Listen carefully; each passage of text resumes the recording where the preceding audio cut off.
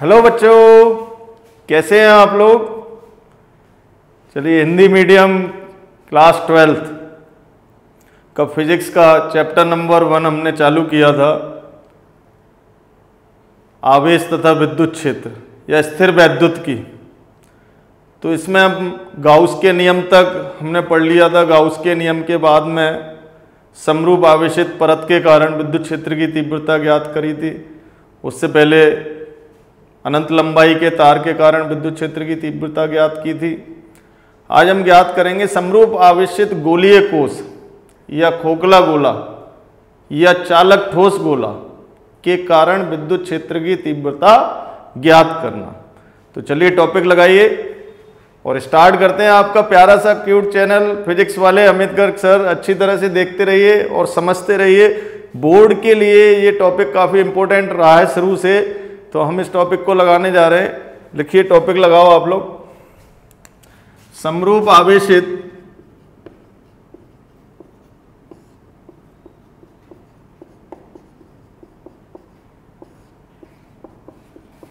गोलीय कोश या खोखला गोला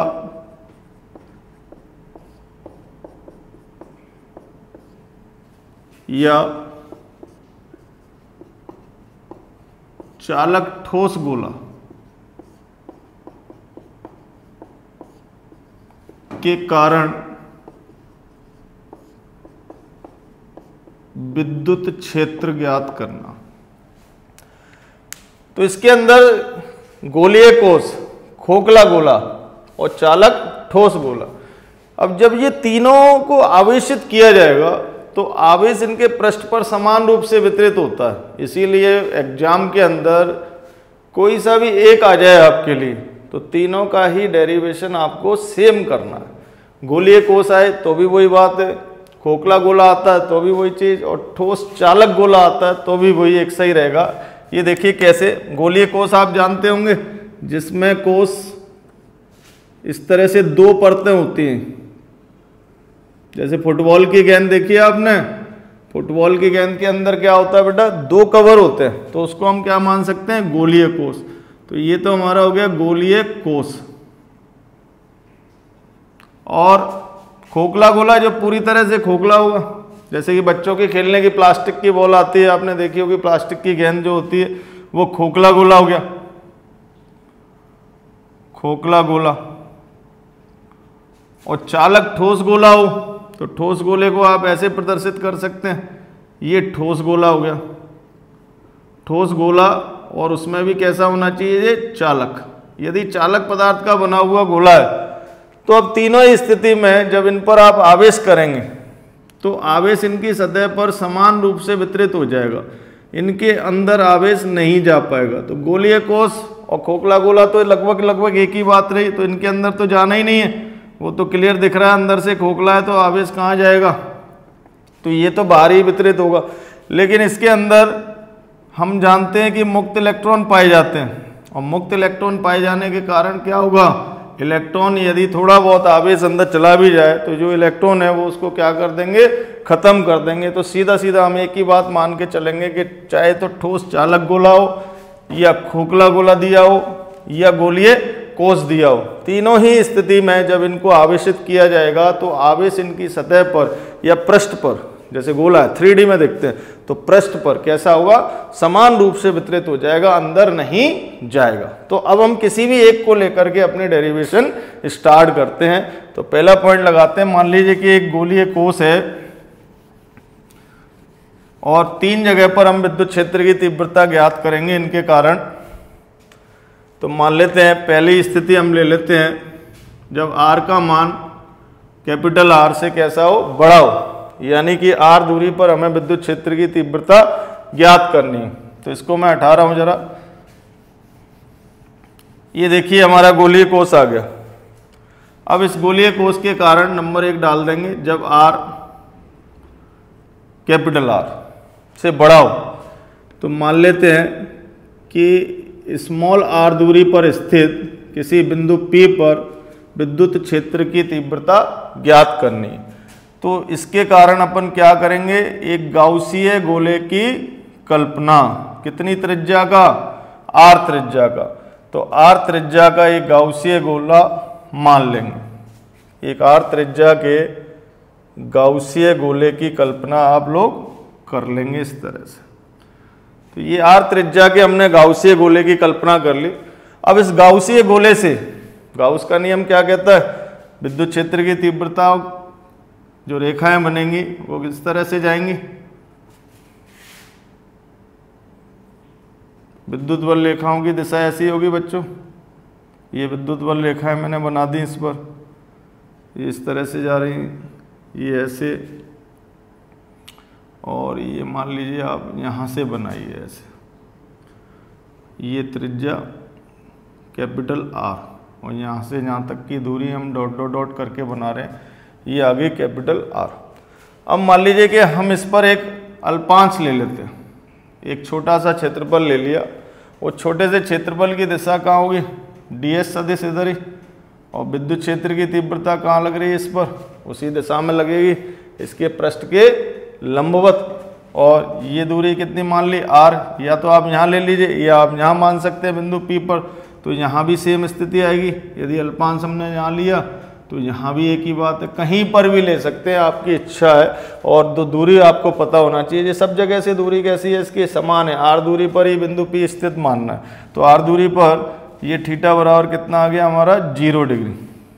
तो फ्लक्स की परिभाषा से, गणितीय परिभाषा क्या कहती है, इस गाउसीय गोले से, ये गाउस का गोला हो गया आपका, गाउसीय गोला, इसको क्या लिखेंगे अपन, गाउसीय गोला या गोलीय कोष, गोलीय कोष, गाउसीय गोला या गोलीय कोष से निकलने वाला या प्रबद्ध कुल फ्लक्स पृष्ठीय समाकलन S E सदिश डॉट ds सदिश, यही सूत्र लगाएंगे अपना। तो फ्लक्स फाई बराबर हमारा कितना आ जाएगा, बंद समाकलन EDS कॉस 0 डिग्री, कोण कितना बनना है, 0 डिग्री, या फ्लक्स फाई बराबर बंद समाकलन S EDS, ई को बाहर ले लेंगे, पृष्ठीय समाकलन S ds। तो इसका मतलब क्या हो गया, गाउसीय गोले का क्षेत्रफल, तो फाई बराबर E इंटू गाउसीय गोले का क्षेत्रफल। अब गाउसीय गोले का क्षेत्रफल कितना आएगा, E into 4 pi small r square, कितना आएगा, स्मॉल r दूरी तो मानी हमने, ये डाल दी हमने समीकरण नंबर 1। इसके बाद क्या करते हैं बच्चों, गाउस का नियम लगाते हैं। तो गाउस के नियम से, गाउस के नियम से फ्लक्स फाई बराबर कितना आ जाएगा, सिग्मा क्यू बटे एप्सिलॉन 0। अब इस पर कुल आवेश कितना दिया था हमने, क्यू, तो क्यू गाउसीय पृष्ठ के अंदर आ गया, तो फ्लक्स फाई बराबर कितना आएगा, क्यू बटे एप्सिलॉन 0। ये आ गई हमारी समीकरण 2। अब क्या करते थे हम, समीकरण 1 और 2 की तुलना करने पर, तो हम यहाँ लिखेंगे समीकरण 1 व 2 की, आप साथ के साथ में नोट करते जाइए और अपने नोट्स खुद ही बनाइए, PDF वगैरह से कुछ भी नहीं होगा। जब तक आप खुद नहीं करेंगे तब तक आपके पूरा समझ में नहीं आएगा और ना आप पूरा लिख करके आ पाएंगे बोर्ड एग्जाम्स के अंदर। और कंपटीशन के अंदर इनका फॉर्मूला अच्छी तरह से ध्यान रखें और निकालने का तरीका आपको पता होना जरूरी है। तो E इंटू 4 पाई r स्क्वायर बराबर आ जाएगा Q बटे एप्सिलॉन 0, या E बराबर Q बटे 4 पाई एप्सिलॉन 0 r स्क्वायर। अब 1 बटे 4 पाई एप्सिलॉन 0 को आप क्या लिख सकते हैं, K, तो फॉर्मूला हमारा कितना आ गया, KQ बटे r स्क्वायर। ये आ गया पृष्ठ के बाहर स्थित बिंदु पर, तो E बाहर हमारा कितना आ जाएगा, KQ बटे r स्क्वायर। अच्छी तरह से आप इसको याद कर लीजिए, ये वही सूत्र आ रहा है जो बिंदु आवेश के कारण विद्युत क्षेत्र की तीव्रता जितनी आई थी हमारी, उतनी ही तीव्रता इस गोलीय कोष, समरूप आवेशित या एक समान आवेशित गोलीय कोष या चालक ठोस गोला या खोखले गोले के कारण विद्युत क्षेत्र आ जाएगा। तो नोट कर लीजिए आप इसको। यहाँ तक नोट करने के बाद में जो E बाहर आ रहा है वो समानुपाती आ रहा है किसके, 1 बटे आर स्क्वायर की, यानी कि दूरी बढ़ने के साथ साथ विद्युत क्षेत्र की तीव्रता का मान भी क्या होगा, घटता जाएगा। यहाँ पर विद्युत क्षेत्र अधिक, यहाँ कम, फिर यहाँ कम, फिर यहाँ और कम और कम और कम। जैसे कि आपको विद्युत बल रेखाएं फैराडे के नियम से हमने बताई थी, तो उन्होंने यही बताया था कि दूरी के साथ साथ विद्युत क्षेत्र की तीव्रता या विद्युत क्षेत्र का प्रभाव कैसा होता जाता है, कम होता चला जाएगा। अब नंबर 2 डालेंगे, इसका नोट कर लिया, हटा दें, चलिए हटा रहे हैं।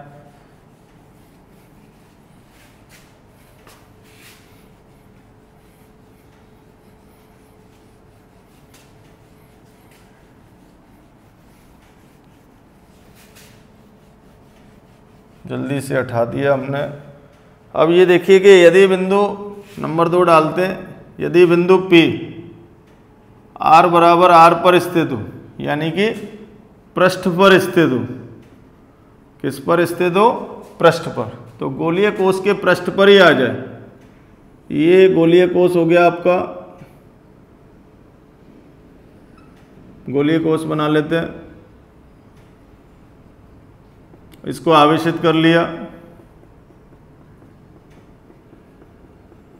और आवेशित करने के बाद में बिंदु P इसके पृष्ठ पर ही स्थित है। तो पृष्ठ पर स्थित है तो दूरी कितनी आएगी इसकी, कैपिटल R। तो उस स्थिति में विद्युत क्षेत्र की तीव्रता E पृष्ठ बराबर, हम यहाँ पर क्या लिखेंगे, KQ बटे कैपिटल R, क्योंकि R बराबर कितना आ गया, R, तो कैपिटल R स्क्वायर। KQ बटे R स्क्वायर आया था हमारा, KQ बटे R स्क्वायर को हमने क्या लिख दिया, KQ बटे R स्क्वायर। तो ये यहाँ नियत रहेगा। अब इसको और भी हल कर सकते हैं आप चाहें तो। K का मान कितना होता है, 1 बटे 4 पाई एप्सिलॉन 0 और इंटू Q। अब यदि इसका पृष्ठ आवेश घनत्व तो सिग्मा हो, तो सिग्मा बराबर कितना होता है, Q बटे क्षेत्रफल S, और क्षेत्रफल कितना होता है गोले का, 4 पाई R स्क्वायर। तो ये मान आप यहाँ लगा सकते हैं। तब जो E है वो कितना आ जाएगा आपका, Q का मान लगाएंगे सिग्मा इंटू 4 पाई R स्क्वायर, सिग्मा इंटू 4 पाई R स्क्वायर। ये देखो, ये रख रहा हूँ मैं मान यहाँ पर Q पर, तो बटे 4 पाई एप्सिलॉन 0 R स्क्वायर। 4 पाई से 4 पाई काट दीजिए, R स्क्वायर से R स्क्वायर को मार दीजिए, तो क्या बचेगा, E बराबर सिग्मा बटे एप्सिलॉन 0। तो कहने का मतलब क्या हुआ कि E पृष्ठ पर विद्युत क्षेत्र की तीव्रता जो आती है वो KQ बटे कैपिटल R स्क्वायर बराबर सिग्मा बटे एप्सिलॉन 0 बराबर कैसी रहती है, नियत, पूरे के पूरे पृष्ठ पर एक समान रहेगी। पूरे के पूरे पृष्ठ पर कैसी रहेगी, एक समान। अच्छी तरह से रखिए, अच्छी तरह से आप लोग नोट करिए इसको, KQ बटे R स्क्वायर। और पूरा वीडियो ढंग से तरीके से देखा करिए और उसको लाइक करें, सब्सक्राइब करिए देखने के बाद। ऐसे नहीं पहले ही आते आपने सब्सक्राइब कर दिया, पहले देखिए अच्छी तरह से पूरे वीडियो को, समझिए क्या चीज़ बताई गई है और कैसे किया गया है। तो E पृष्ठ बराबर KQ बटे कैपिटल R स्क्वायर बराबर सिग्मा बटे एप्सिलॉन 0, ये नियत आ गया। अब यदि बिंदु P गोले के अंदर स्थित हो, तो नंबर 3 पर हम देखते हैं, ये हटा दें, चलिए इसको हटा रहे हैं।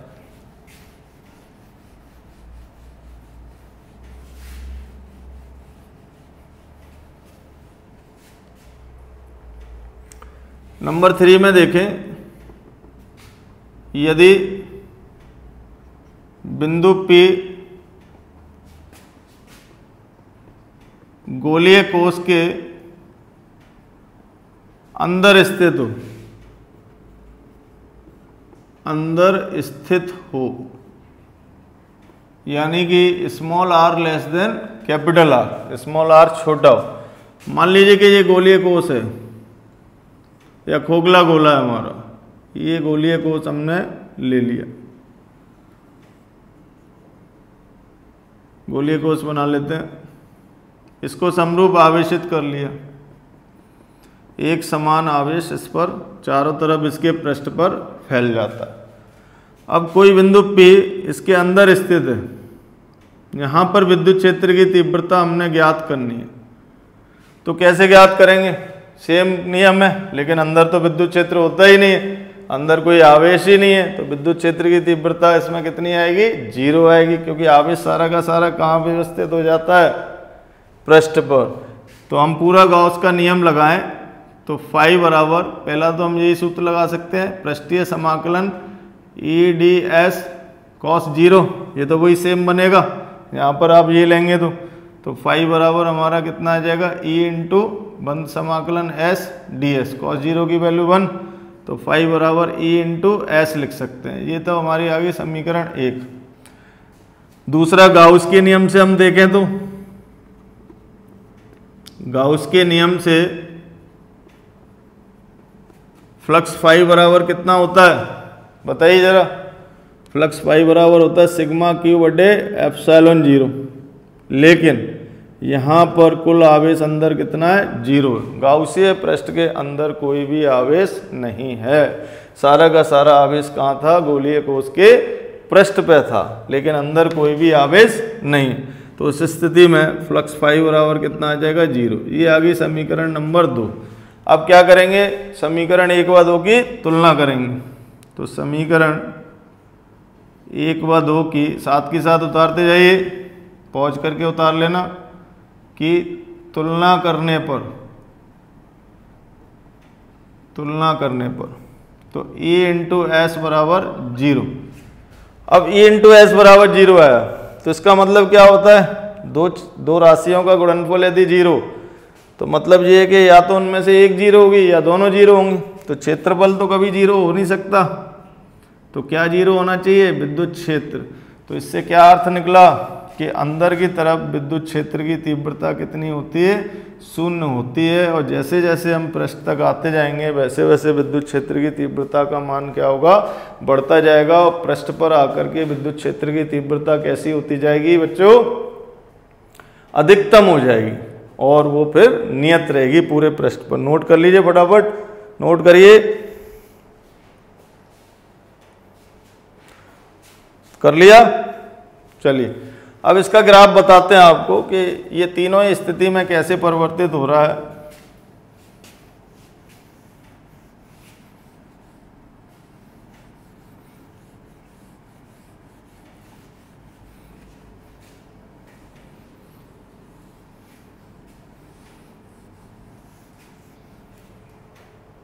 तीनों ही स्थिति में किस तरह से परिवर्तन इसके अंदर आ रहा है वो चीज़ देखते हैं। तो ये देखिए, ग्राफ से हम स्टडी करें तो दो तरह से ग्राफ बन सकता है, कि एक तो हम ऐसे एक रेखा खींच सकते हैं, उसमें ये बीच में हमने सेंटर बना लिया, ठीक है जी। अब यहाँ तक, या आप ऐसे भी ले सकते हैं, पहले एक गोलीय कोश बना लीजिए, ठीक है जी। गोलीय कोश की केंद्र रेखा आप खींच लीजिए, ये केंद्र रेखा हो गई। केंद्र से लेकर के पृष्ठ तक कोई विद्युत क्षेत्र नहीं होता, ये R बराबर आपका 0 आ गया, ये R बराबर कैपिटल R, और ये R का मान ज़्यादा होगा, ऐसे बना सकते हैं। तो यहाँ पर आकर के जो विद्युत क्षेत्र की तीव्रता है, ये हम इस अक्ष पर मान लें विद्युत क्षेत्र E, और ये दूरी हो गई। ऐसे ही यहाँ पर ये दूसरा वाला हिस्सा होगा, इधर वाला, तो यहाँ पर आकर के भी विद्युत क्षेत्र कैसा हो जाएगा? अधिकतम, R बराबर कैपिटल R। तो ये तो आपके दोनों बिंदु आ गए कौन से? E अधिकतम के, यानी कि पृष्ठ पर विद्युत क्षेत्र की तीव्रता कैसी रहेगी? अधिकतम।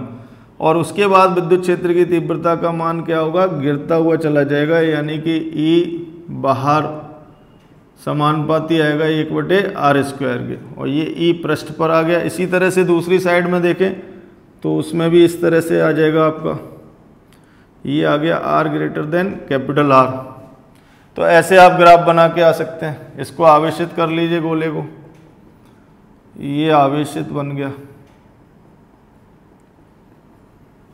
ये भी E 1/r² बाहर की तरफ है, और ये E अंदर की तरफ इनसाइड बराबर 0, इधर भी अंदर ई इन बराबर 0, ये भी कितना आएगा हमारा 0।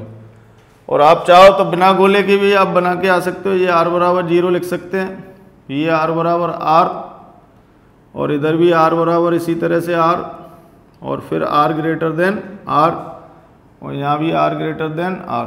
तो यहाँ पर अधिकतम लेकर के ये अधिकतम हो गई ई पृष्ठ, और उसके बाद में विद्युत क्षेत्र की तीव्रता गिर जाएगी। ऐसे ही यहाँ पर अधिकतम, और उसके बाद में विद्युत क्षेत्र की तीव्रता फिर गिर जाएगी। तो इस तरह से ई समानुपाती आ गया 1/r²। तो दोनों में से कोई सा भी चित्र जो भी अच्छा लगे आपको वो आप बना करके आ सकते हैं। भले ये भी डॉटेड लाइन भी मत बनाइए क्योंकि ये खाली रहेगा। इस तरह से ये ई अंदर की तरफ 0 है, ना 0 लिख दीजिए, ई इनसाइड 0। तो इस तरह से आपको ग्राफ बना करके पेपर के अंदर आना है, बहुत आसान है, कहीं किसी भी प्रकार की कोई भी दिक्कत की बात नहीं। तो ये आपका समरूप आवेशित चालक गोले के कारण, या समरूप आवेशित गोलीय कोश के कारण, या समरूप आवेशित बताइए खोखले गोले के कारण विद्युत क्षेत्र की तीव्रता। नेक्स्ट वीडियो में आपको कराएंगे समरूप आवेशित अचालक गोले के कारण विद्युत क्षेत्र की तीव्रता कैसे ज्ञात करेंगे। जब तक इस डेरिवेशन को लिखिए, तैयार करिए अच्छी तरह से। नेक्स्ट वीडियो में फिर मिलेंगे। ओके।